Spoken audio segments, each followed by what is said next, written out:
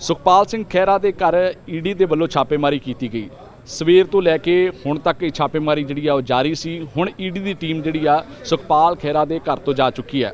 ਤਕਰੀਬਨ 10.5 ਘੰਟੇ ਜਿਹੜੀ ਹੈ ਇਹ ਛਾਪੇਮਾਰੀ ਚੱਲਦੀ ਰਹੀ, ਪੁੱਛਗਿੱਛ ਚੱਲਦੀ ਰਹੀ। ਉਹਨਾਂ ਤੋਂ ਹਰ ਸਵਾਲ ਜਿਹੜਾ ਉਹ ਪੁੱਛਿਆ ਗਿਆ ਔਰ ਹੁਣ ਉਹਨਾਂ ਦੀ ਪੁੱਛਗਿੱਛ ਪੂਰੀ ਹੋਈ ਹੈ। ਉਸ ਤੋਂ ਬਾਅਦ ਈਡੀ ਜਿਹੜੀ ਆ ਇਹ ਤੋਂ ਜਾ ਚੁੱਕੀ ਆ ਔਰ ਸੁਖਪਾਲ ਖਹਿਰਾ ਦੇ ਘਰ ਅਸੀਂ ਮੌਜੂਦ ਹਾਂ। ਉੱਥੋਂ ਦੀ ਤਸਵੀਰ ਕੀ ਆ ਉਹ ਵੀ ਤੁਹਾਨੂੰ ਦਿਖਾਵਾਂਗੇ। ਪਰ ਪਹਿਲਾਂ ਜੇਕਰ ਅੱਜ ਗੱਲ ਕਰੀਏ ਤਾਂ ਸੁਖਪਾਲ ਖਹਿਰਾ ਦੇ ਵੱਲੋਂ ਜੋ ਜਾਣਕਾਰੀ ਦਿੱਤੀ ਗਈ ਆ ਉਸ ਦੇ ਮੁਤਾਬਕ ਉਹਨਾਂ ਦਾ ਕਈ ਜੋ ਸਮਾਨ ਹੈ ਉਹ ਈਡੀ ਦੇ ਜਿਹੜੇ ਅਧਿਕਾਰੀ ਆਏ ਸੀ ਜਾਂ ਫਿਰ ਜਿਹੜੇ ਮੁਲਾਜ਼ਮ ਆਏ ਸੀ ਉਹ ਆਪਣੇ ਨਾਲ ਲੈ ਗਏ ਨੇ। ਉਹਨਾਂ ਦੇ ਵਿੱਚ ਲੈਪਟਾਪ ਵੀ ਸ਼ਾਮਲ ਨੇ, ਉਹਨਾਂ ਦੇ ਵਿੱਚ ਸੁਖਪਾਲ ਖਹਿਰਾ ਦਾ ਮੋਬਾਈਲ ਫੋਨ, ਇਹਨਾਂ ਦੇ ਪਰਿਵਾਰਕ ਮੈਂਬਰਾਂ ਦੇ ਜਿਹੜੇ ਮੋਬਾਈਲ ਫੋਨ ਨੇ ਉਹ ਵੀ ਸ਼ਾਮਲ ਨੇ। ਹੋਰ ਵੀ ਕਾਗਜ਼ਾਤ ਜਿਹੜੇ ਨੇ ਘਰ ਦੇ ਜ਼ਰੂਰੀ ਹੁੰਦੇ ਆ ਉਹ ਵੀ ਮੁਲਾਜ਼ਮ ਆਪਣੇ ਨਾਲ ਲੈ ਕੇ ਗਏ ਨੇ। ਇਸ ਤੋਂ ਇਲਾਵਾ ਸੁਖਪਾਲ ਖਹਿਰਾ ਨੇ ਇਹ ਵੀ ਦੱਸਿਆ ਕਿ ਇੱਕ ਡਾਇਰੀ ਜਿਸ ਦੇ ਉੱਤੇ ਆਪਣੇ ਬੱਚਿਆਂ ਦੇ ਵਿਆਹ ਸ਼ਾਦੀ ਦੇ ਜਿਹੜੇ ਉਹਨਾਂ ਨੇ ਲਿਖੇ ਹੋਏ ਸੀ ਖਰਚੇ, ਕਿ ਇੰਨੇ ਖਰਚੇ ਜਿਹੜੇ ਆ ਉਹ ਹਲਵਾਈ ਦੇ ਹੋਏ ਜਾਂ ਇੰਨੇ ਖਰਚੇ ਜਿਹੜੇ ਆ ਉਹ ਸਮਾਨ ਲਿਆਉਣ ਤੇ ਲੱਗੇ ਆ, ਉਸ ਤਰ੍ਹਾਂ ਦੇ ਖਰਚੇ ਜਿਸ ਡਾਇਰੀ ਦੇ ਉੱਤੇ ਲਿਖੇ ਹੋਏ ਸੀ ਉਹ ਵੀ ਈਡੀ ਜਿਹੜੀ ਆ ਆਪਣੇ ਨਾਲ ਲੈ ਕੇ ਗਈ ਆ। ਜਿਸ ਤੋਂ ਬਾਅਦ ਸੁਖਪਾਲ ਖਹਿਰਾ ਜਿਹੜੇ ਨੇ ਹਾਸੇ ਦੇ ਵਿੱਚ ਵੀ ਇਸ ਗੱਲ ਨੂੰ ਕਰਦੇ ਹੋਏ ਨਜ਼ਰ ਆ ਰਹੇ ਨੇ। ਨਾਲ ਦੀ ਨਾਲ ਉਹਨਾਂ ਨੇ ਇਹ ਵੀ ਗੱਲ ਕਹੀ ਹੈ ਕਿ ਇਹ ਛਾਪੇਮਾਰੀ ਜਿਹੜੀ ਹੋਈ ਹੈ ਕਿਉਂਕਿ ਕਿਸਾਨੀ ਅੰਦੋਲਨ ਦਾ ਸਮਰਥਨ ਕਰ ਰਹੇ ਸੀ, ਕਿਉਂਕਿ ਨਵਰੀਤ ਜੋ ਕਿ 26 ਜਨਵਰੀ ਦੇ ਦੌਰਾਨ ਜਿਸ ਦੀ ਮੌਤ ਹੋ ਜਾਂਦੀ ਹੈ ਔਰ ਪੁਲਿਸ ਦੇ ਉੱਤੇ ਇਲਜ਼ਾਮ ਲੱਗਦੇ ਆ ਕਿ ਪੁਲਿਸ ਦੀ ਗੋਲੀ ਦੇ ਨਾਲ ਉਸ ਦੀ ਮੌਤ ਹੋਈ ਹੈ। ਸੁਖਪਾਲ ਖਹਿਰਾ ਉਸ ਮੁੱਦੇ ਨੂੰ ਵੀ ਲੰਬੇ ਸਮੇਂ ਤੋਂ ਚੱਕ ਰਹੇ ਸੀ ਤਾਂ ਇਹਨਾਂ ਨੇ ਕਿਹਾ ਕਿ ਉਸ ਕਰਕੇ ਜਿਹੜੀ ਹੈ ਇਹ ਛਾਪੇਮਾਰੀ ਹੋਈ ਹੈ। ਨਾਲ ਦੀ ਨਾਲ ਜਿਸ ਤਰ੍ਹਾਂ ਦੂਸਰੇ ਲੋਕ ਜੋ ਕਿਸਾਨੀ ਅੰਦੋਲਨ ਦੇ ਵਿੱਚ ਹਿੱਸਾ ਬਣਨ ਦੇ ਲਈ ਜਾ ਰਹੇ ਨੇ ਤਾਂ ਉਹ ਵੀ ਇਸ ਦਾ ਹਿੱਸਾ ਜਿਹੜਾ ਉਹ ਬੰਨੋਂ ਹਟ ਜਾਣ, ਆਪਣੇ ਘਰਾਂ ਦੇ ਵਿੱਚ ਡਰ ਕੇ ਬੈਠ ਜਾਣ, ਇਸ ਕਰਕੇ ਵੀ ਹੋਈ ਹੈ। ਹੁਣ ਦੇ ਹਾਲਾਤ ਕੀ ਨੇ ਤੁਹਾਨੂੰ ਉਹ ਵੀ ਵਿਖਾ ਦਿੰਦੇ ਆ। ਤਸਵੀਰਾਂ ਮੈਂ ਸੁਨੀਲ ਨੂੰ ਕਹੂੰਗਾ ਕਿ ਉੱਥੋਂ ਤੇ ਤਸਵੀਰਾਂ ਦਿਖਾ ਦੇਣ। ਰਿਸ਼ਤੇਦਾਰ ਜਿਹੜੇ ਨੇ, ਪਰਿਵਾਰਕ ਮੈਂਬਰ ਜਿਹੜੇ ਨੇ ਉਹ ਹੁਣ ਮਿਲਣ ਦੇ ਲਈ ਸੁਖਪਾਲ ਖਹਿਰਾ ਨੂੰ ਉੱਥੇ ਆਏ ਸੀਗੇ ਔਰ ਫਿਲਹਾਲ ਜਿਹੜੀ ਆ ਉਹਨਾਂ ਦੇ ਨਾਲ ਗੱਲਬਾਤ ਚੱਲ ਰਹੀ ਹੈ ਕਿ ਅੱਜ ਸਾਰਾ ਦਿਨ ਜਿਹੜਾ ਉਹ ਕੀ ਕੁਝ ਹੋਇਆ, ਕਿਸ ਤਰੀਕੇ ਦੇ ਨਾਲ ਇੱਥੇ ਰੇਡ ਜਿਹੜੀ ਆ ਉਹ ਕੀਤੀ ਗਈ ਹੈ ਜਾਂ ਫਿਰ ਉਹਨਾਂ ਦੇ ਵੱਲੋਂ ਕੀ ਜਾਣਕਾਰੀ ਤੁਹਾਡੇ ਤੋਂ ਲਈ ਗਈ ਹੈ, ਕੀ ਗੱਲਾਂ ਕਹੀਆਂ ਗਈਆਂ ਨੇ, ਤਾਂ ਉਸ ਬਾਬਤ ਗੱਲਬਾਤ ਆਪਸ ਦੇ ਵਿੱਚ ਜਿਹੜੀ ਆ ਉਹ ਕੀਤੀ ਜਾ ਰਹੀ ਹੈ। ਔਰ ਸੁਖਪਾਲ ਖਹਿਰਾ ਦੇ ਵੱਲੋਂ ਕੀ ਕੁਝ ਕਿਹਾ ਗਿਆ ਇਸ ਛਾਪੇਮਾਰੀ ਦੇ ਬਾਬਤ ਉਹ ਵੀ ਤੁਹਾਨੂੰ ਸੁਣਵਾਉਣੇ ਆ ਔਰ ਉਸ ਤੋਂ ਬਾਅਦ ਤਸਵੀਰ ਜਿਹੜੀ ਆ ਉਹ ਤੁਹਾਨੂੰ ਘਰ ਦੀ ਹੋਰ ਦਿਖਾਵਾਂਗੇ ਕਿ ਹਾਂ ਹੁਣ ਘਰ ਦੇ ਵਿੱਚ ਜਿਹੜੇ ਨੇ ਹਾਲਾਤ ਉਹ ਕਿਸ ਤਰ੍ਹਾਂ ਦੇ ਨੇ। ਆਓ ਪਹਿਲਾਂ ਸਭ ਤੋਂ ਪਹਿਲਾਂ ਸੁਖਪਾਲ ਖਹਿਰਾ ਦੇ ਵੱਲੋਂ ਕੀ ਕਿਹਾ ਗਿਆ ਉਹ ਸੁਣਵਾ ਦਿੰਦੇ ਹਾਂ ਤੁਹਾਨੂੰ। ਵਿਦੇਸ਼ੀ ਫੰਡਿੰਗ ਜਿਹੜੀ ਹੋ ਰਹੀ ਹੈ ਉਸ ਨੂੰ ਲੈ ਕੇ ਤੁਹਾਨੂੰ ਸਵਾਲ ਜਵਾਬ ਪੁੱਛੇ ਜਾਂਦੇ। ਮੈਨੂੰ ਨਹੀਂ ਪੁੱਛਿਆ ਜੀ। ਬੈਂਕ ਅਕਾਊਂਟ ਵੀ ਕੋਈ ਦੇਖੇਗਾ? ਬੈਂਕ ਅਕਾਊਂਟਸ ਤਾਂ ਮੈਂ ਬੈਂਕ ਅਕਾਊਂਟਸ ਉਹਨਾਂ ਨੇ ਮੈਨੂੰ ਪੁੱਛੇ, ਜਿੰਨੇ ਮੇਰੇ ਫੈਮਿਲੀ ਦੇ ਮੇਰੇ ਬੈਂਕ ਅਕਾਊਂਟ ਸਾਰੇ ਅਸੀਂ ਉਹਨਾਂ ਨੂੰ ਡਿਟੇਲਸ ਦਿੱਤੀਆਂ ਔਰ ਤੁਸੀਂ ਹੈਰਾਨ ਹੋਵੋਗੇ ਅੱਜ ਦੀ ਡੇਟ ਵਿੱਚ ਮੇਰੇ ਕੁਝ ਬੈਂਕਾਂ ਵਿੱਚ 2000 ਰੁਪਈਆ ਵਾ, ਕਿਉਂਕਿ ਮੈਨੂੰ ਤਨਖਾਹ ਨਹੀਂ ਮਿਲੀ ਹਲੇ ਐਮਐਲਏ ਦੀ। ਕੁਝ ਬੈਂਕਾਂ ਦੇ ਵਿੱਚ ਮੇਰੇ ਕੋਲ ਚਲੋ 20-25 ਹਜ਼ਾਰ ਰੁਪਇਆ ਹੋਊਗਾ। That is all I have. ਠੀਕ ਹੈ, ਇਸ ਕਰਕੇ ਕਿਉਂਕਿ ਮੈਂ ਗਲਤ ਕੰਮ, ਮੈਂ ਦੁਬਾਰਾ ਰੀਟਰੇਟ ਕਰਦਾ, ਮਨੀ ਲਾਂਡਰਿੰਗ ਪਮਲਾ ਲਾਉਣਾ ਵਾ ਤਾਂ ਉਹਨਾਂ ਨੂੰ ਲਾਓ ਜਿਹੜੇ ਤੁਹਾਡੇ ਦੇਸ਼ ਨੂੰ ਲੁੱਟ ਰਹੇ ਨੇ ਦੋਨਾਂ ਹੱਥਾਂ ਦੇ ਨਾਲ ਔਰ ਸ਼ਰੇਆਮ ਲੁੱਟ ਰਹੇ ਨੇ, ਉਹਨਾਂ ਵਾਸਤੇ ਬਣਾਓ ਮਨੀ ਲਾਂਡਰਿੰਗ। ਆ ਜਿਹੜਾ ਅੱਜ ਉਹਨਾਂ ਨੇ ਕੰਮ ਕੀਤਾ ਨਾ, ਇਹ ਤਾਂ ਕਿਸੇ ਇਨਕਮ ਟੈਕਸ ਦੇ ਛੋਟੇ ਜਿਹੇ ਇੰਸਪੈਕਟਰ ਨੂੰ ਮੇਰੇ ਕੋਲ ਭੇਜ ਦਿੰਦੇ, ਮੈਂ ਸਾਰੀ ਡਿਟੇਲਸ ਦੇ ਦੇਣੀ ਸੀ। I think they only wanted to create a sensation. ਕੁਝ ਮੁਹਿੰਮਾਂ ਸ਼ੁਰੂ ਕੀਤੀਆਂ ਸੀ ਤੁਸੀਂ, ਉਹਦੇ ਤਹਿਤ ਤੁਹਾਡੇ ਖਾਤਿਆਂ 'ਚ ਪੈਸੇ ਇਸੇ ਕਰਕੇ ਹੀ ਰੇਡ ਕੀਤੀ ਗਈ ਆ? ਸ਼ੱਕੀ ਵਿਅਕਤੀਆਂ ਦੇ ਟ੍ਰਾਂਜੈਕਸ਼ਨਾਂ ਹੋਈਆਂ ਇਦਾਂ? ਕਿਹੜੀਆਂ ਮੁਹਿੰਮਾਂ ਜੀ? ਮੈਨੂੰ ਕੁਝ ਵਿਦੇਸ਼ਾਂ ਚੋਂ ਜਾਂ ਕੁਝ ਚੰਗੇ ਸੱਜਣ ਕਹਿੰਦੇ ਨੇ ਕਿ ਫਲਾਣੇ ਕਿਸਾਨ ਨੇ ਆਤਮ ਹੱਤਿਆ ਕਰ ਲਈ ਆ, ਉਹਦੀ ਮਦਦ ਕਰ ਦਿਓ। ਮੈਂ ਉਹ ਜਾ ਕੇ ਉਹਨਾਂ ਦੀ ਉੱਥੇ ਮਦਦ ਕਰ ਰਿਹਾ ਉਹਨਾਂ। ਮੇਰੇ ਅਕਾਊਂਟਾਂ ਵਿੱਚ ਮੈਂ ਤੁਹਾਨੂੰ ਕਹੀ ਤਾਂ ਜਾਣਾ, ਤੁਸੀਂ ਐਂ ਕਰੋ ਕੱਲ ਮੇਰੇ ਕੋਲ ਸਟੇਟਮੈਂਟ ਲੈ ਲਿਓ। ਮੇਰੇ ਇੱਕ ਅਕਾਊਂਟ 'ਚ ਅੱਜ ਵੀ ਸ਼ਾਇਦ 2500 ਰੁਪਇਆ ਵਾ, ਇੱਕ 'ਚ 16, 17, 18, 20, 25000 ਰੁਪਇਆ।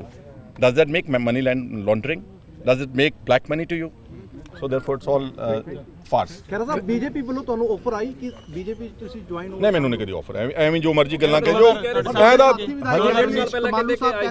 ਨਹੀਂ, ਮੇਰੀ ਗੱਲ ਸੁਣੋ ਇੱਕ ਮਿੰਟ ਲਈ। ਇਸ ਤਰ੍ਹਾਂ ਦੀਆਂ ਅਫਵਾਹਾਂ, ਇਸ ਤਰ੍ਹਾਂ ਦੀਆਂ ਗੱਲਾਂ ਪੋਲੀਟੀਕਲ ਸਰਕਲਸ ਵਿੱਚ ਹਵਾ ਦੇ ਵਿੱਚ ਉੱਡਦੀਆਂ ਹੀ ਰਹਿੰਦੀਆਂ ਨੇ ਔਰ ਮੇਰੇ ਵਰਗੇ ਆਦਮੀ ਨਹੀਂ। ਉਹਨਾਂ ਦੇਖੋ, ਮੇਰੇ ਅਗਰ ਕਮਾਲੂ ਸਾਹਿਬ ਨੇ ਕਿਹਾ ਜਨਰਲੀ 2019 ਡਿਸਕਸ਼ਨਸ ਕੀ ਸੀਗੀਆਂ ਕਿ ਬੀਜੇਪੀ ਬੜੇ ਵੱਡੇ ਤਰੀਕੇ ਨਾਲ ਪੰਜਾਬ ਵਿੱਚ ਆ ਰਹੀ, ਉਹ ਸਿੱਖ ਚਿਹਰੇ ਲੱਭ ਰਹੇ ਨੇ, ਉਹ ਸਿੱਖ ਆਗੂਆਂ ਨੂੰ ਲੱਭ ਰਹੇ ਨੇ। ਇਸੇ ਨੂੰ ਆਪਾਂ ਕੰਸਟਰੂ ਕਰ ਲੈਨੇ ਕਿ ਫਲਾਣੇ ਨਾਲ ਵੀ। ਮੇਰੇ ਨਾਲ ਕੋਈ ਫਾਰਮਲ ਕਿਸੇ ਤਰ੍ਹਾਂ ਦੀ ਕੋਈ ਗੱਲ ਉਹਨਾਂ ਨੇ ਮੇਰੇ ਨਾਲ ਨਹੀਂ ਕੀਤੀ, ਨਾ ਮੈਂ ਕਦੀ ਬੀਜੇਪੀ ਵਿੱਚ ਜਾਵਾਂ, ਕਿਉਂਕਿ ਸਾਡੀ ਵਿਚਾਰਧਾਰਾ ਦਾ ਬਹੁਤ ਭਾਰੀ ਅੰਤਰ ਆ। ਅਸੀਂ ਆਪਣੇ ਸੂਬੇ ਤੇ ਆਪਣੀ ਕੌਮ ਤੇ ਆਪਣੇ ਜ਼ੁਬਾਨ ਦੇ ਨਾਲ ਖੜੇ ਹਾਂ ਲੋਕਾਂ ਦੇ ਨਾਲ।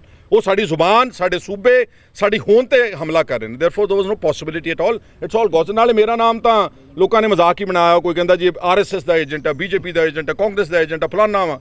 It's all a fraud. Ultimately ਖੜਾ ਤਾਂ ਮੈਂ ਉੱਥੇ ਜਿੱਥੇ ਹੈਗਾ ਵਾਂ, ਪੰਜਾਬ ਦੇ ਨਾਲ ਖੜਾ ਵਾਂ। ਹੋਰ ਵੀ ਵਿਧਾਇਕਾਂ ਨੇ ਅੰਦੋਲਨ ਦੀ ਹਮਾਇਤ ਕੀਤੀ ਹੈ, ਕਿਸਾਨ ਅੰਦੋਲਨ ਦੀ, ਪਰ ਟਾਰਗੇਟ ਤੁਹਾਨੂੰ ਹੀ ਕਿਉਂ ਕੀਤਾ ਗਿਆ? ਇਹ ਤਾਂ ਹੁਣ ਤੁਸੀਂ ਏਜੰਸੀ ਨੂੰ ਪੁੱਛ ਸਕਦੇ ਜਾਂ ਬੀਜੇਪੀ ਨੂੰ ਪੁੱਛ ਸਕਦੇ ਹੋ, ਉਹਦਾ ਜਵਾਬ ਮੈਂ ਖੁਦ ਕੀ ਦੇ ਸਕਦਾ ਜੀ। ਉਹਨਾਂ ਨੂੰ ਪਹਿਲਾਂ ਕਹਿੰਦਾ ਭਾਜੀ ਬੈਠੇ ਰੰਧਾਵਾ ਸਮੇਂ ਨਾਲ ਕਿ ਤੁਹਾਡਾ ਕੀ ਹੈ ਕਿ ਤੁਸੀਂ ਸਾਡੇ ਘਰ ਵਿੱਚ ਕੁਝ ਬਾਹਰੋਂ ਲਿਆ ਕੇ ਪਲਾਂਟ ਕਰ ਦਿਓ, ਡਰੱਗਸ ਕਰ ਦਿਓ, ਕੁਝ ਵੀ ਕਰ ਦਿਓ। ਉਹਨਾਂ ਨੇ ਸਾਨੂੰ ਆਫਰ ਕੀਤਾ ਕਿ ਸਾਡੀ ਸਰਚ ਕਰ ਦਿਓ। ਵੈਸੇ ਮੇਰਾ ਦਿਲ ਤਾਂ ਨਹੀਂ ਸੀ ਕਰਦਾ, ਪਰ ਫਿਰ ਮੈਂ ਆਪਣੇ ਬੰਦਿਆਂ ਨੂੰ ਕਿਹਾ ਇਹਦੀ ਸਰਚ ਕਰ ਹੀ ਲਓ ਚੰਗੀ ਤਰ੍ਹਾਂ। ਪੁੱਛਿਆ ਤੁਸੀਂ ਕਿਸ ਕੇਸ ਨੂੰ ਲੈ ਕੇ ਜਾਂਚ ਕਰਨ ਆਏ ਹੋ ਇੱਥੇ, ਕੀ ਦੱਸਿਆ ਉਹਨਾਂ ਨੇ, ਕਿਉਂ? ਨਹੀਂ, ਉਹ ਕਹਿੰਦੇ ਜੀ ਸਾਨੂੰ ਕੁਝ ਪਤਾ ਹੀ ਨਹੀਂ ਗਾ, ਸਾਨੂੰ ਤਾਂ ਦਿੱਲੀੋਂ ਹੁਕਮ ਆਏ ਨੇ, ਇਹਨਾਂ ਦਾ ਕੋਈ ਸੈਂਟਰਲ ਹੈੱਡ ਆਫਿਸ ਆ, ਸਾਨੂੰ ਹੁਕਮ आया कि तुम ਇਹਨਾਂ ਦੇ प्रेमिसेस ਦੇ ਉੱਤੇ रेड करके सर्च करना हो। सर सर्च वारंट तो आपको दिखाया होगा किस बेस पे? सर्च वारंट तो दिखाया, वो आपको बोल रहा हूँ कि एक सर्च वारंट था under section 17 of the PMLA act. Khaira Sahib mobile ਵਾਪਸ ਕਦੋਂ ਕਰਨਗੇ, ਕੁਝ ਦੱਸਿਆ ਕਦੋਂ? ਇਹਨਾਂ ਨੂੰ ਕੁਝ ਨਹੀਂ ਪਤਾ, ਕਹਿੰਦੇ ਜੀ ਤੁਹਾਨੂੰ ਨੋਟਿਸ ਆਊਗਾ, ਤੁਹਾਨੂੰ ਬੁਲਾਉਣਗੇ, ਤੁਹਾਡਾ ਮੋਬਾਈਲ ਦੇ ਦੇਣਗੇ। ਮੈਨੂੰ ਤਾਂ ਲੱਗਦਾ ਕਿ ਜਿਹੜਾ ਐਡਾ ਵੱਡਾ ਇਹਨੂੰ ਸੈਂਸੇਸ਼ਨ ਕ੍ਰੀਏਟ ਕੀਤੀ ਆ, ਇਹ ਆਮ ਮੈਸੇਜ ਦਿੱਤਾ ਵਾ ਕਿ ਜੇ ਅਸੀਂ ਇੱਕ MLA ਨੂੰ ਟਾਰਗੇਟ ਕਰ ਸਕਦੇ ਆ ਤੇ ਜਿਹੜੇ ਪਿੰਡਾਂ 'ਚ ਜਾਂਦੇ ਟਰਾਲੀਆਂ ਲੈ ਕੇ ਬੰਦੇ ਵਾਂਗੂ ਪਿੰਡਾਂ ਦੇ ਵਿੱਚ ਬਹਿ ਜਾਓ।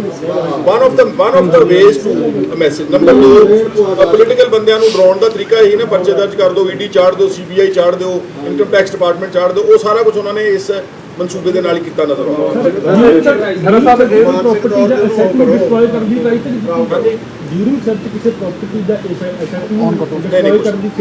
ਨਹੀਂ, ਕੁਝ ਨਹੀਂ ਕੀਤਾ ਉਹਨਾਂ ਨੇ। ਸਾਰੇ ਇਨਫੈਕਟ ਉਹਨਾਂ ਦੀ ਜਿਹੜੀ ਆਫਿਸਰ ਸੀਗੀ ਉਹ ਲੇਡੀ ਸੀਗੀ, ਜਿਹੜੀ ਡਿਪਟੀ ਡਾਇਰੈਕਟਰ ਦੈਟ ਵੇ ਦੇ ਵਰ ਪੋਲਾਈਟ। ਬਟ ਕੁਐਸਚਨ ਹੁੰਦਾ ਜਦੋਂ ਸਵੇਰੇ ਆਉਂਦੇ ਨੇ, ਜਦੋਂ ਅਸੀਂ ਹਲੇ ਮੇਰੇ ਖਿਆਲ ਚਾਹ ਵਗੈਰਾ ਪੀ ਰਹੇ ਸੀ ਸਵੇਰੇ, ਇਹ ਨਾ ਜਿਸ ਢੰਗ ਦੇ ਨਾਲ ਆਉਂਦੇ ਨੇ, ਇਹ ਇੱਕ ਤੁਹਾਡੇ ਤੇ ਮਾਨਸਿਕ ਪ੍ਰੈਸ਼ਰ ਪਾਉਣ ਦੀ ਕਰਦੇ ਨੇ ਗੱਲ, ਤੇ ਤੁਹਾਨੂੰ ਡਰਾਉਣ ਧਮਕਾਉਣ ਦੇ ਨਜ਼ਰੀਏ ਨਾਲ। ਵੈਸੇ ਮੈਂ ਇਕੱਲਾ ਆਪਣੇ ਦੇਖੋਗੇ ਨਾ, ਚਲੋ ਮੇਰੇ ਤੇ ਤਾਂ ਹਲੇ ਰੇਡ ਹੀ ਹੋਇਆ ਵਾ, ਪਰ ਤੁਸੀਂ ਦੇਖੋ ਨਾ ਜਿਨ੍ਹਾਂ ਲੋਕਾਂ ਨੂੰ ਗ੍ਰਿਫਤਾਰ ਕੀਤਾ ਗਿਆ ਵਾ, ਜਿਨ੍ਹਾਂ ਲੋਕਾਂ ਦੇ ਨੂੰ ਟੌਰਚਰ ਕੀਤਾ ਗਿਆ। ਉਹ ਲੜਕੀ ਕਹਿੰਦੀ ਮੇਰੇ ਨੋਦੀਪ ਕਹਿੰਦੀ ਮੇਰੇ ਪ੍ਰਾਈਵੇਟ ਪਾਰਟਸ ਨੂੰ ਡੈਮੇਜ ਕੀਤਾ, ਜਾਂ ਜੇਲ੍ਹਾਂ ਦੇ ਵਿੱਚ ਕੁੱਟੇ ਗਏ, ਦਿੱਲੀ ਜੇਲ੍ਹ ਦੇ ਵਿੱਚ ਪੱਗਾਂ ਲਾਤੀਆਂ, ਦਾੜੀਆਂ ਪੁੱਟੀਆਂ। ਸੋ ਉਸ ਹਿਸਾਬ ਨਾਲ ਤਾਂ ਮੈਨੂੰ ਤਾਂ ਸਿਰਫ ਸਰਚ ਹੀ ਕੀਤਾ ਨਾ, ਇਸ ਕਰਕੇ ਮੈਨੂੰ ਕੋਈ ਗਿਲਾ 7 ਵਜੇ ਆਏ ਸੀ ਕਿ 8 ਵਜੇ? 8 ਵਜੇ ਲਗਭਗ 10 ਵਜੇ ਚਲਾ ਗਿਆ ਤੁਹਾਡਾ ਮੈਸੇਜ ਹੈ। ਹੁਣੇ ਗਏ ਨੇ, ਜਿੰਨੇ ਵਜੇ ਵੀ ਆਇਆ ਤੁਹਾਡੇ ਕੋਲ ਆ ਮੈਸੇਜ। ਤੋ ਮੈਂ ਸਮਝਦਾ ਵਾਂ ਕਿ ਜਿਨ੍ਹਾਂ ਲੋਕਾਂ ਨਾਲ ਜ਼ਿਆਦਾ ਜ਼ਿਆਦਤੀ ਹੋ ਰਹੀ ਹੈ, ਸਗੋਂ ਮੇਰੀ ਹਮਦਰਦੀ ਅੱਜ ਵੀ ਉਹਨਾਂ ਦੇ ਨਾਲ ਹੈ। ਉਹ ਦੇਖੋ ਨਾ, ਨਵਰੀਤ ਮਾਰਿਆ ਗਿਆ ਵਿਚਾਰਾ ਇਸ ਸਟਰਗਲ ਦੇ ਵਿੱਚ। ਆਪਣੇ ਤਾਂ ਰੇਡ ਹੀ ਹੋਇਆ ਨਾ, ਤੁਸੀਂ ਉਹਦੀ ਹੈਲਪ ਕਰੀ ਹੈ, ਉਹਦੇ ਕਰਕੇ ਸਾਰਾ। ਹਾਂਜੀ, ਉਹ ਇੱਕ ਚਲੋ ਮੁੰਡਾ ਮਾਰਿਆ ਗਿਆ, ਫਿਰ ਕਈ ਵਿਚਾਰੇ ਲਾਪਤਾ ਨੇ। ਤੁਹਾਡੇ ਇਕਲਾਹੀ ਪਿੰਡ ਹੈ ਖੰਨੇ 'ਚ, ਉੱਥੋਂ ਦਾ ਇੱਕ ਬਜ਼ੁਰਗ ਜ਼ੋਰਾਵਰ ਸਿੰਘ ਅੱਜ ਵੀ ਲਾਪਤਾ ਵਾ। ਉਹਦੀ ਲੜਕੀ ਵਿਚਾਰੀ ਇਲੀਗਲੀ ਟਰਾਲੀ 'ਚ ਪੋਸਟਰ ਲਾ ਰਹੀ ਆ। So there are people who are facing much more than me. Disha Ravi ਨੂੰ ਫੜ ਲਿਆ, ਜਾਂ ਹਿਊਮਨ ਰਾਈਟਸ ਦੇ ਹੋਰ ਕਾਰਕੁਨ ਆ ਇੱਕ ਰਣਜੀਤ ਸਿੰਘ ਨੂੰ ਆਪਣੇ ਧਰਨੇ ਤੋਂ ਚੱਕ ਕੇ ਲੰਗਰ 'ਚੋਂ ਉਹ ਥਾਣੇਦਾਰ ਨੇ ਉਹਦੇ ਪੈਰ ਆਪਣੇ ਜਿਹੜੇ ਉਹਦੇ ਮੂੰਹ ਦੇ ਉੱਤੇ ਰੋਂਦ ਰਿਹਾ ਵਾ। ਉਹਨਾਂ ਨਾਲ ਬਹੁਤ ਜ਼ਿਆਦਾ ਜ਼ਿਆਦਤੀ ਹੈ। ਬਟ ਸਟਿਲ ਆਈ ਫੀਲ ਕਿ ਜੋ ਵੀ ਅੱਜ ਦੇਸ਼ ਦੀ ਸਰਕਾਰ ਕਰ ਰਹੀ ਆ, ਉਹ ਅਨਐਲਾਨੀ ਐਮਰਜੈਂਸੀ ਹੈ ਇਸ ਦੇਸ਼ ਦੀ। ਮਤਲਬ ਫਿਰ ਜੇ ਮੈਂ ਨਹੀਂ ਬੋਲ ਸਕਦਾ, ਫਿਰ ਆਮ ਜਨਤੇ ਨੂੰ ਆਮ ਤਾਂ ਵਿਚਾਰਾ ਘਬਰਾਊਗਾ ਨਾ, 100 ਵਾਰੀ ਸੋਚੂਗਾ ਉਹ ਯਾਰ ਖੈਰੇ ਨੂੰ ਫੜ ਲਿਆ ਇਹਨਾਂ ਨੇ, ਜਾਂ ਖੈਰੇ ਦੇ ਘਰ ਡਾਕਾ ਮਾਰਦਾ, ਤੇ ਮੈਂ ਕਦੇ ਲਈ ਐਵੇਂ ਜੋੜਾ। ਮਤਲਬ it's only a message to demoralise torpedo the farmers education. ਔਰ ਵੈਸੇ ਵੀ ਪੰਜਾਬ ਦੇ ਲੋਕਾਂ ਨੂੰ ਸੁਣਿਆ ਦਿੰਦੇ ਨੇ ਕਿ ਤੁਸੀਂ ਆਪਣੇ ਅਧਿਕਾਰਾਂ ਦੀ ਗੱਲ ਇਸ ਦੇਸ਼ ਵਿੱਚ ਨਹੀਂ ਰੱਖ ਸਕਦੇ। ਖੈਰ ਸਾਹਿਬ, ਕੀ ਵੱਡਾ ਕਾਰਨ ਮੰਨਦੇ ਜਦੋਂ ਤੁਸੀਂ ਪਾਰਟੀ ਬਣਾਈ ਸੀ ਆਪਣੀ, ਤੁਹਾਨੂੰ NRI ਨੇ ਕਾਫੀ ਫੰਡ ਦਿੱਤਾ ਸੀ, ਚੋਣਾਂ ਹੋਣ ਜਾ ਰਹੀਆਂ ਨੇ, ਆਉਣ ਵਾਲੇ ਸਮੇਂ ਵਿੱਚ ਪੰਜਾਬ ਦੀ ਕਰਜ਼ਾ ਖੱਟਾ ਜਾ ਰਿਹਾ ਨਹੀਂ, ਇੱਕ ਮਿੰਟ ਮੈਨੂੰ ਗੱਲ ਦੱਸੋ ਯਾਰ, ਦੁਬਾਰਾ ਲੋਕ ਮੇਰੇ ਤੇ ਇਲਜ਼ਾਮ ਲਾਉਂਦੇ ਨੇ ਕਿ ਫੰਡਿੰਗ ਆਈ। ਮੈਂ ਮੀਡੀਆ ਦੇ ਸਾਹਮਣੇ ਸਾਰਿਆਂ ਨੂੰ ਦੱਸ ਕੇ ਆਇਆ, ਪਹਿਲਾਂ ਵੈਸੇ ਕਦੀ ਮੈਂ ਕਨਫੈਸ ਨਹੀਂ ਸੀ ਕੀਤਾ, ਪਰ ਮੇਰੇ ਤੇ ਤਾਂ ਉਲਟਾ 2 ਕਰੋੜ ਰੁਪਏ 2.5 ਕਰੋੜ ਰੁਪਏ ਦੀ ਐਗਰੀਕਲਚਰ ਲਿਮਿਟ ਹੈ। ਇੱਥੇ ਰੁਕ ਹਰ ਸਾਲ 20-25 ਲੱਖ ਰੁਪਇਆ ਵਿਆਜ ਦੇਣਾ ਪੈਂਦਾ। ਮੇਰੇ ਕੋਲ ਤਾਂ ਵਿਆਜ ਦੇਣ ਜੋਗੇ ਪੈਸੇ ਨਹੀਂ ਗਏ। ਮੈਂ ਕਦੀ ਆਪਣੇ ਦੋਸਤ ਤੋਂ ਮੰਗਦਾ, ਕਦੀ ਸਨ ਇਨ ਲਾਅ ਤੋਂ ਮੰਗਦਾ, ਕਿਸੇ ਤੋਂ ਮੰਗਦਾ ਵਿਆਜ ਦੇ ਕੇ, ਤਾਂ ਕਿ ਮੇਰਾ ਅਕਾਊਂਟ NPA ਨਾ ਹੋ ਜਾਵੇ।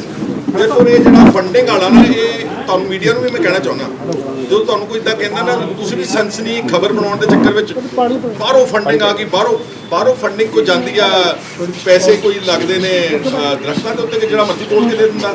ਜੇ ਬਾਹਰੋਂ ਕਿਸੇ ਨੇ ਫੰਡਿੰਗ ਦਿੱਤੀ, ਉਹਨਾਂ ਨੇ ਕਿਸਾਨ ਅੰਦੋਲਨ ਵਿੱਚ ਭੇਜੀ ਹੈ, ਉਹਨਾਂ ਨੇ ਉੱਥੇ ਚੰਗੇ ਲੰਗਰ ਵਾਸਤੇ ਸਪੋਰਟ ਕੀਤੀ ਆ। ਹੁਣ you think people have free money that ਉਹ ਸਾਨੂੰ ਇੱਕ ਬੰਦੇ ਨੂੰ, ਕੋਈ ਇੱਕ ਆਦਮੀ ਉੱਥੋਂ 2-2 4-4 10-10 ਕਰੋੜ ਰੁਪਇਆ ਭੇਜਦਾ। ਐਵੇਂ ਮਜ਼ਾਕ ਬਣਿਆ ਹੋਇਆ ਬਾਹਰਲੀ funding the. It is not like that at all. ਮੈਂ ਜਦੋਂ ਲੀਡਰ ਆਫ ਆਪੋਜੀਸ਼ਨ ਸੀਗਾ, ਮੈਂ ਕਿਸਾਨਾਂ ਦੇ ਜਿਹੜੇ ਆਤਮ ਹੱਤਿਆ ਕੀਤੇ ਪੀੜਤ ਪਰਿਵਾਰ ਸੀਗੇ, ਮੈਂ ਉਦੋਂ ਕਾਲ ਦਿੱਤੀ ਸੀ ਉਹਨਾਂ ਨੂੰ ਕਿ ਆਓ ਯਾਰ ਮਦਦ ਕਰੀਏ ਆਪਾਂ ਕਿਸਾਨ ਦੇ ਪਰਿਵਾਰਾਂ ਦੀ। ਉਹਨਾਂ ਪਰਿਵਾਰਾਂ ਦੀ ਮਦਦ ਕਰਨ ਵਾਸਤੇ ਕੁਝ ਲੋਕਾਂ ਨੇ ਮੋਹਰੇ ਆਣ ਕੇ ਪੈਸੇ ਭੇਜੇ। ਮੈਂ ਉਹਨਾਂ ਦੇ ਜਿਹੜਾ ਐਨਆਰਆਈ ਮੈਨੂੰ ਕੋਈ ਬੰਦਾ ਭੇਜਦਾ ਸੀ ਮੈਂ ਉਹਦੇ ਇੱਕ ਇੱਥੋਂ ਦੇ ਲੋਕਲ ਰਿਪਰੈਜ਼ੈਂਟੇਟਿਵ ਨੂੰ ਨਾਲ ਲੈ ਕੇ ਤੇ ਜਿਹੜੇ ਕਿਸਾਨ ਦੇ ਘਰ ਮੈਂ ਜਾਂਦਾ ਸੀ ਉੱਥੇ ਸੋਸ਼ਲ ਮੀਡੀਆ ਦੇ ਉੱਤੇ ਉਹਨੂੰ ਨਾਲ ਖੜਾ ਕਰਕੇ ਉਹਦੇ ਕੋਲੋਂ ਉੱਥੇ ਪੈਸੇ ਦਵਾਉਂਦਾ ਸੀ। is that what you call international funding? never done this। and ਦੂਜੀ ਗੱਲ ਇੱਕ ਅੱਜ ਦੇ ਮੈਂ ਇਹ ਤਾਂ ਤੁਹਾਡੇ ਲਈ ਉਹਨੂੰ ਮੀਡੀਆ ਤੋਂ ਮੈਂ ਕਿਹਾ ਇੱਕ ਨਾ ਮੇਰੀ ਬੇਟੀ ਨੇ ਪੁੱਛਿਆ ਕਿ ਜੀ ਮੈਂ ਵੀ ਕਿਸਾਨ ਅੰਦੋਲਨ 'ਚ ਯੋਗਦਾਨ ਪਾਉਣਾ ਚਾਹੁੰਦੀ ਹਾਂ, ਕੋਈ ਚੈਰਿਟੀ ਕਰਨਾ ਚਾਹੁੰਦੀ ਹਾਂ। ਉਹ ਤਾਂ ਉਹਨਾਂ ਦਿਨਾਂ 'ਚ ਮੈਨੂੰ ਪਿਰਮਲ ਸਿੰਘ ਖਾਲਸਾ ਨੇ ਪੁੱਛਿਆ, ਕਹਿੰਦਾ ਜੀ ਮੇਰੇ ਭਦੌੜ ਹਲਕੇ ਦੇ 3 ਕੈਂਸਰ ਪੇਸ਼ੈਂਟ ਆ, ਇਹਨੇ ਮੰਗੇ ਵੀ ਵਿਚਾਰੇ ਨੇ ਕਿੰਨੇ ਕਹਿੰਦਾ ਜੀ ਉਹਨਾਂ ਨੂੰ 25,000 ਰੁਪਏ ਇੱਕ ਪਰਿਵਾਰ ਨੂੰ ਦੇ। ਮੇਰੀ ਬੇਟੀ ਕਹਿੰਦੀ ਅਸੀਂ ਪੈਸੇ ਦੇ ਦਿੰਦੇ। ਉਹ ਜਿਹੜੀ ਚੈਟ ਸੀ ਨਾ WhatsApp ਦੇ ਵਿੱਚ between my daughter and me, ਮੈਂ ਉਹਨਾਂ ਦੇ ਬਕਾਇਦਾ ਅਕਾਊਂਟ ਨੰਬਰ ਭੇਜਿਆ, ਉਹਦੇ ਤੇ ਲਿਖਿਆ ਉੱਤੇ ਕੈਂਸਰ ਪੇਸ਼ੈਂਟ। ਉਹ ਵੀ ਉਹਨਾਂ ਨੇ ਸਰਚ ਤੇ ਸੀਜਰ ਦਾ ਇੱਕ ਪ੍ਰੋਪਰਟੀ ਬਣਾ ਕੇ ਉਹਦੇ ਵਿੱਚ ਪਾ ਦਿੱਤਾ। ਹੁਣ ਦੇਖ ਲਓ ਤੁਸੀਂ ਕਿ ਇੱਕ MLA ਦੇ ਕਹਿਣ ਤੇ 25 ਜਾਂ 20,000 ਰੁਪਏ ਕੈਂਸਰ ਪੇਸ਼ੈਂਟ ਨੂੰ ਗਿਆ, ਸਿਰ ਮਿਲਣ ਦਾ ਕਈਆਂ ਨੂੰ 15 ਵੀ ਭੇਜਿਆ। ਤਿੰਨ ਪਰਿਵਾਰ 4 ਹੋ ਗਏ ਸੀ ਬਾਅਦ 4 ਪਰਿਵਾਰਾਂ ਨੂੰ 12,500 ਤੋਂ ਲੈ ਕੇ 30,000 ਰੁਪਏ ਦੇਣਾ ਕੋਈ ਗੁਨਾਹ ਹੈ? ਇਸ this also will be called funding? will this be also called money laundering?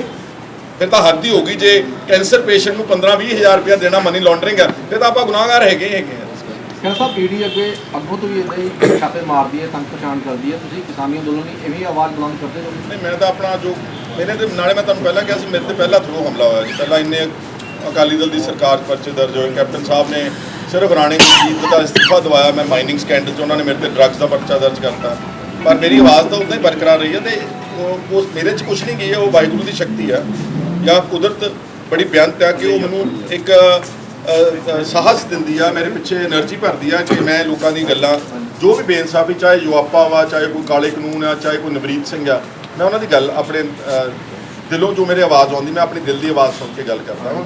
Fake passport ਦਾ ਵੀ ਕੋਈ ਇਸ਼ੂ ਸੀ ਕਿਉਂਕਿ ANI ਟਵੀਟ ਕਰ ਰਿਹਾ ਸੀ ਕਿ ਫੇਕ ਪਾਸਪੋਰਟ ਦਾ ਉਹੀ ਤਾਂ ਮੈਂ ਤੁਹਾਨੂੰ ਕਹਿ ਰਿਹਾ, ਮੈਂ ਜਦੋਂ ਆਪਣੇ ਟੈਲੀਵਿਜ਼ਨ ਦੇ ਅੰਦਰ ਦੇਖ ਰਿਹਾ ਸੀਗਾ ਫੇਕ ਪਾਸਪੋਰਟ, ਹਿਊਮਨ ਟ੍ਰੈਫਿਕਿੰਗ, ਕਾਲੇ ਨੰਬਰ 2 ਨੰਬਰ ਦਾ ਪੈਸਾ, ਪਤਾ ਨਹੀਂ ਡਰੱਗਸ ਦਾ ਪੈਸਾ, ਆ ਤੁਹਾਡੇ ਸਾਹਮਣੇ ਬੈਠਾ ਮੈਂ ਤੇ ਮੇਰੇ ਕੋਲ ਪੰਚਨਾਮਾ ਜਿਹੜਾ ਮੈਂ not be able to disclose but I have told you ਜਿਹੜੀਆਂ ਚੀਜ਼ਾਂ ਕੈਂਸਰ ਪੇਸ਼ੈਂਟ ਨੂੰ ਜਿਹੜੇ ਪੈਸੇ ਦਿੱਤੇ ਨੇ ਉਹ WhatsApp ਚੈਟ ਵੀ ਇਸ ਸਰਚ ਤੇ ਸੀਜਰ ਦਾ ਇਸ ਛਾਪੇ ਦਾ ਇੱਕ ਹਿੱਸਾ ਵਾ। ਤੇ ਮੈਂ ਕਿੰਨੇ ਮੇਰੇ ਬੱਚਿਆਂ ਦੇ ਵਿਆਹ ਦੇ ਉੱਤੇ ਕਿੰਨਾ ਖਰਚਾ ਕੀਤਾ, ਕਿੰਨੇ ਪੈਸੇ ਮੈਂ ਬਰਫੀ ਦੇ ਖਰਚੇ, ਕਿੰਨੇ ਮੈਂ ਕਾਜੂ ਲਿਆਂਦੇ, ਕਿੰਨਾ ਦੁੱਧ ਆਇਆ ਸਾਡੇ। ਇਨਫੈਕਟ ਕੁਦਰਤੀ ਤੁਸੀਂ ਹੈਰਾਨ ਹੋਵੋਗੇ, ਕੁਝ ਡੇਅਰੀਆਂ ਵਿੱਚ ਇਹ ਵੀ ਲਿਖਿਆ ਸੀਗਾ ਕਿ ਕਈ ਵਾਰੀ ਮੇਰੀ ਵਾਈਫ ਲਿਖ ਦਿੰਦੀ ਹੋਣੀ ਆ ਕਿ ਆਹ ਜਿਹੜੇ ਅੱਜ 2500 ਰੁਪਈਆ ਰਾਸ਼ਨ ਆਇਆ ਉਹਦੇ 'ਚ ਆਹ ਆਈਟਮ ਸੀਗੀਆਂ, ਦੁੱਧ ਵੀ ਕਿੰਨਾ ਆਇਆ, ਬਿਸਕਿਟ ਕਿੰਨੇ ਆਏ, ਉਹ ਵੀ ਸਰਚ ਤੇ ਸੀਜਰ ਦਾ ਛਾਪੇ ਦਾ ਹਿੱਸਾ ਹੈਗਾ। ਤੁਸੀਂ ਤੁਹਾਨੂੰ ਅੰਦਾਜ਼ਾ ਲਾ ਲਓ ਵਾਟ ਇਜ਼ ਹੈਪਨਿੰਗ। ਕੱਲ੍ਹ ਜਿਵੇਂ ਬਜਟ ਪੇਸ਼ ਹੋਇਆ ਸੀ, ਅੱਜ ਮੰਨਿਆ ਜਾ ਰਿਹਾ ਤੁਸੀਂ ਉੱਥੇ ਆਓਗੇ, ਤੁਸੀਂ ਉੱਥੇ ਬੋਲੋਗੇ, ਲੇਕਿਨ ਅੱਜ ਈਡੀ ਦਾ ਛਾਪਾ ਪੈ ਗਿਆ ਇੱਥੇ, ਤੁਸੀਂ ਜਾ ਨਹੀਂ ਸਕਦੇ। ਤੇ ਬਜਟ ਦੇ ਉੱਤੇ ਤੁਹਾਡੀ ਕੀ ਪ੍ਰਤੀਕਿਰਿਆ ਹੈ? ਮੈਂ ਤਾਂ ਬਜਟ ਨੂੰ ਚੰਗੀ ਤਰ੍ਹਾਂ ਐਨਾਲਾਈਜ਼ ਨਹੀਂ ਕਰ ਸਕਿਆ ਜੀ। ਕੱਲ੍ਹ ਹੀ ਸਾਨੂੰ ਬਜਟ ਉਹਨਾਂ ਨੇ ਸੁਣਾਇਆ ਵਾ। Of course everybody I would say, ਦੇਖੋ ਗੱਲ ਇਹ ਹੈ ਕਿ ਬਜਟ ਅੱਜ ਪਹਿਲੀ ਵਾਰੀ ਥੋੜ੍ਹਾ ਹੋਇਆ। ਜੇ ਬਜਟ ਸਾਡੇ ਦੇਸ਼ ਵਿੱਚ, ਮੈਂ ਕੇਂਦਰ ਦੀ ਸਰਕਾਰ ਤੋਂ ਲੈ ਕੇ ਸਾਰੇ ਸੂਬਿਆਂ ਦੀ ਗੱਲ ਕਰਦਾ, ਜੇ ਸਾਡੇ ਬਜਟ ਵਾਕਈ ਹੀ ਲੋਕ ਪੱਖੀ ਹੁੰਦੇ ਤੇ ਫਿਰ ਸਾਡੇ ਪੰਜਾਬ ਜਾਂ ਦੇਸ਼ ਦੇ ਵਿੱਚ ਕਿਸਾਨ ਆਤਮ ਹੱਤਿਆ ਕਿਉਂ ਕਰਦੇ? ਫਿਰ ਸਾਡੇ ਬੱਚੇ ਵਿਦੇਸ਼ਾਂ ਵਿੱਚ ਕਿਉਂ ਭੱਜਦੇ? ਫਿਰ ਸਾਡੇ ਇੰਨੀ ਬੇਰੁਜ਼ਗਾਰੀ ਕਿਉਂ ਹੁੰਦੀ? ਫਿਰ ਸਾਡੀ 73 ਸਾਲ ਦੀ ਆਜ਼ਾਦੀ ਤੋਂ ਬਾਅਦ ਗਲੀਆਂ ਨਾਲੀਆਂ ਇਹਨਾਂ ਬਣਨ, ਮੁੱਢਲੀਆਂ ਚੀਜ਼ਾਂ ਲੋਕਾਂ ਦੀਆਂ, ਸਕੂਲ ਤੇ ਹਸਪਤਾਲ ਢਹਿ ਢੇਰੀ ਹੋ ਗਏ ਨੇ। ਫਿਰ ਜੇ ਬਜਟ ਚੰਗੇ ਹੁੰਦੇ ਤਾਂ ਇਸ ਕਰਕੇ ਮੇਰਾ ਇਹ ਮੰਨਣਾ ਵਾ ਕਿ mostly budgets are fudging of figures and ਲਫ਼ਜ਼ਾਂ ਦਾ ਹੇਰ ਫੇਰ। ਉਹੀ ਸ਼ਬਦ ਹੁੰਦੇ ਮਗਰਲੇ ਬਜਟ ਦੀ ਸਪੀਚ ਚੋਂ ਕੱਢ ਕੇ ਦੇਖ ਲਓ, ਉਹਨਾਂ ਨੂੰ ਐਂ ਘੁਮਾ ਕੇ ਇੱਧਰ ਪਾ ਦਿੰਦੇ ਨੇ, ਜਿਹੜੇ ਉਹ ਤੋਂ ਪਿਛਲੀ ਬਜਟ ਦੇ ਸਪੀਚ ਦੇ ਹੁੰਦੇ ਉਹ ਇਹਨਾਂ ਨੂੰ ਘੁਮਾ ਕੇ ਇੱਧਰ ਕਰਦੇ ਨੇ। ਜੇ ਬਜਟ ਵਾਕਈ ਹੀ ਪਾਏਦਾਰ ਹੁੰਦੇ ਤੇ ਫਿਰ ਲੋਕਾਂ ਦੇ ਚਿਹਰਿਆਂ ਦੇ ਉੱਤੇ ਮੁਸਕਾਨ ਹੋਣੀ ਚਾਹੀਦੀ ਸੀ। ਦੈਟਸ ਆਲ ਆਈ ਕੈਨ ਸੇ।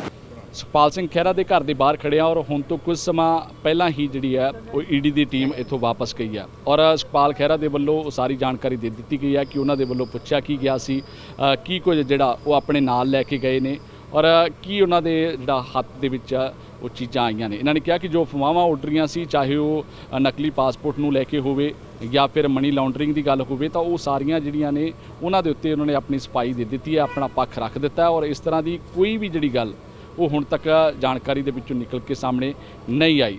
ਹੋਰ ਵੀ ਇਹਨਾਂ ਨੇ ਕਿਹਾ ਕਿ ਜੋ ਕੁਝ ਮੈਂ ਉਹਨਾਂ ਨੂੰ ਪ੍ਰੋਵਾਈਡ ਕਰਾਇਆ ਤਾਂ ਉਹਨਾਂ ਦੇ ਵਿੱਚ ਉਸ ਤਰ੍ਹਾਂ ਦੀ ਕੋਈ ਵੀ ਜਿਹੜੀ ਚੀਜ਼ ਨਹੀਂ ਹੈ ਜਿਸ 'ਤੇ ਕੋਈ ਸਵਾਲ ਖੜੇ ਹੁੰਦੇ ਹੋਣ ਜਾਂ ਫਿਰ ਜਿਸ 'ਤੇ ਕੋਈ ਕਾਰਵਾਈ ਜਿਹੜੀ ਆ ਆਉਣ ਵਾਲੇ ਸਮੇਂ ਦੇ ਵਿੱਚ ਹੁੰਦੀ ਹੋਵੇ। ਹਾਲਾਂਕਿ ਹੁਣ ਈਡੀ ਇਸ ਦੇ ਵਿੱਚੋਂ ਕੀ ਕੱਢ ਪਾਉਂਦੀ ਹੈ ਜਾਂ ਫਿਰ ਜਿਸ ਤਰ੍ਹਾਂ ਸੁਖਪਾਲ ਖਹਿਰਾ ਨੇ ਇਹ ਗੱਲਾਂ ਕਹੀਆਂ ਕਿ ਕਿਤੇ ਨਾ ਕਿਤੇ ਆਵਾਜ਼ ਨੂੰ ਦਬਾਉਣ ਦੀ ਕੋਸ਼ਿਸ਼ ਹੋ ਰਹੀ ਹੈ, ਜੋ ਕਿਸਾਨੀ ਅੰਦੋਲਨ ਨੂੰ ਲੈ ਕੇ ਇਹ ਆਵਾਜ਼ ਜਿਹੜੀ ਆ ਆਪਣੀ ਚੁੱਕ ਰਹੇ ਸੀ, ਤਾਂ ਉਸ ਦੇ ਵਿੱਚ ਕੀ ਇਹ ਕਾਮਯਾਬ ਹੁੰਦੇ ਆ ਜਾਂ ਫਿਰ ਸੁਖਪਾਲ ਖਹਿਰਾ ਵੀ ਇਸੇ ਤਰ੍ਹਾਂ ਕਿਸਾਨੀ ਅੰਦੋਲਨ ਦੇ ਨਾਲ ਖੜੇ ਰਹਿਣਗੇ, ਆਵਾਜ਼ ਚੁੱਕਦੇ ਰਹਿਣਗੇ। ਇਹ ਵੀ ਵੱਡੀ ਗੱਲ ਹੋਏਗੀ ਵੇਖਣ ਦੀ, ਕਿਉਂਕਿ ਹੁਣ ਤੱਕ ਕਿਸਾਨੀ ਅੰਦੋਲਨ ਦੇ ਹੱਕ ਦੇ ਵਿੱਚ ਜਿੰਨੀਆਂ ਵੀ ਆਵਾਜ਼ਾਂ ਜਿਹੜੀਆਂ ਨੇ ਉੱਠੀਆਂ ਨੇ, ਚਾਹੇ ਤਾਪਸੀ ਪੰਨੂ ਦੀ ਗੱਲ ਹੋਵੇ ਜਾਂ ਫਿਰ ਹੋਰ ਕਿੰਨੇ ਲੋਕ, ਪਹਿਲਾਂ ਦਲਜੀਤ ਦੋਸਾਂਝ ਦੇ ਵੱਲੋਂ ਫੰਡ ਜਿਹੜਾ ਉਹ ਦਿੱਤਾ ਗਿਆ ਸੀ ਪੀੜਤ ਕਿਸਾਨਾਂ ਨੂੰ, ਤਾਂ ਉਸ ਸਮੇਂ ਉਹਨਾਂ ਦੇ ਉੱਤੇ ਵੀ ਕਾਰਵਾਈ ਦੀ ਗੱਲ ਜਿਹੜੀ ਆ ਉਹ ਸਾਹਮਣੇ ਆ ਰਹੀ ਸੀ। ਉਸ ਤੋਂ ਇਲਾਵਾ ਹੋਰ ਵੀ ਕਈ ਅਦਾਕਾਰ ਜਿਹੜੇ ਕਿਸਾਨੀ ਅੰਦੋਲਨ ਦੇ ਹੱਕ ਦੇ ਵਿੱਚ ਖੜੇ, ਜਾਂ ਫਿਰ ਕੋਈ ਜਿਹੜੇ ਬਾਲੀਵੁੱਡ ਦੇ ਨਾਲ ਜੁੜੇ ਹੋਏ ਗਾਇਕ ਸੀਗੇ ਜਾਂ ਅਦਾਕਾਰ ਸੀਗੇ, ਉਹ ਇਹਨਾਂ ਦੇ ਕਿਸਾਨੀ ਅੰਦੋਲਨ ਦੇ ਹੱਕ ਦੇ ਵਿੱਚ ਖੜੇ, ਤਾਂ ਉਹਨਾਂ ਦੇ ਉੱਤੇ ਵੀ ਕਾਰਵਾਈਆਂ ਦੀ ਜਿਹੜੀ ਗੱਲ ਹੁੰਦੀ ਰਹੀ। ਕਈਆਂ ਨੂੰ ਨੋਟਿਸ ਭੇਜ ਦਿੱਤੇ ਗਏ ਵੱਖ-ਵੱਖ ਵਿਭਾਗਾਂ ਦੇ ਵੱਲੋਂ, ਚਾਹੇ ਉਹ ਕੇਂਦਰ ਦੇ ਨਾਲ ਸੰਬੰਧਿਤ ਸੀ ਜਾਂ ਫਿਰ ਕੁਝ ਪੰਜਾਬ ਦੇ ਨਾਲ ਵੀ। ਤਾਂ ਉਹ ਸਭ ਜਿਹੜਾ ਉਹ ਕਹਿੰਦੇ ਸੀਗੇ ਕਿ ਕਿਸਾਨੀ ਅੰਦੋਲਨ ਦੇ ਹੱਕ ਦੇ ਵਿੱਚ ਅਸੀਂ ਨਾ ਜਾ ਕੇ ਖੜੀਏ, ਇਸ ਲਈ ਕੀਤਾ ਜਾ ਰਿਹਾ। ਪਰ ਕੀ ਇਹਨਾਂ ਸਾਰੀਆਂ ਚੀਜ਼ਾਂ ਦੇ ਨਾਲ ਕੋਈ ਫਰਕ ਪਊਗਾ ਕਿ ਆਵਾਜ਼ ਜਿਹੜੀ ਆ ਉਸ ਨੂੰ ਦਬਾਇਆ ਜਾ ਸਕੇਗਾ? ਇਹ ਵੀ ਵੇਖਣਾ ਇੱਕ ਵੱਡੀ ਗੱਲ ਹੋਏਗੀ। ਔਰ ਨਾਲ ਦੀ ਨਾਲ ਇਹ ਵੀ ਕਿਹਾ ਜਾ ਸਕਦਾ ਹੈ ਕਿ ਲੋਕਤੰਤਰ ਦੇ ਉੱਤੇ ਕਿਸ ਤਰ੍ਹਾਂ ਦੇ ਹਮਲੇ ਜਿਹੜੇ ਨੇ ਇਹ ਕੀਤੇ ਜਾ ਰਹੇ ਨੇ। ਜੇਕਰ ਲੋਕਤੰਤਰ ਦੇ ਵਿੱਚ ਆਪਣੀ ਗੱਲ ਰੱਖਣ ਦਾ ਹੱਕ ਸਭ ਨੂੰ ਹੈ, ਤਾਂ ਫਿਰ ਇਸ ਤਰ੍ਹਾਂ ਦੀਆਂ ਕਾਰਵਾਈਆਂ ਜਿਹੜੀਆਂ ਨੇ ਕਿਉਂ ਹੋ ਰਹੀਆਂ ਨੇ? ਹਾਲਾਂਕਿ ਹੋ ਸਕਦਾ ਹੈ ਕਿ ਈਡੀ ਦੀ ਇਸ ਕਾਰਵਾਈ ਦੇ ਵਿੱਚੋਂ ਕੁਝ ਨਿਕਲੇ ਵੀ, ਪਰ ਇਹ ਸਮਾਂ ਦੱਸੇਗਾ ਕਿ ਸੱਚਾ ਕੌਣ ਹੈ। ਕੈਮਰਾਮੈਨ ਸੁਨੀਲ ਦੇ ਨਾਲ ਮੈਂ ਜਤਿੰਦਰ ਸਿੰਘ, ਸਾਂਝਾ TV, Chandigarh. Please subscribe our channel and press the bell icon ਤਾਂ ਕਿ ਕੋਈ ਵੀ ਨਵੀਂ ਅਪਡੇਟ ਤੁਸੀਂ ਮਿਸ ਨਾ ਕਰੋ।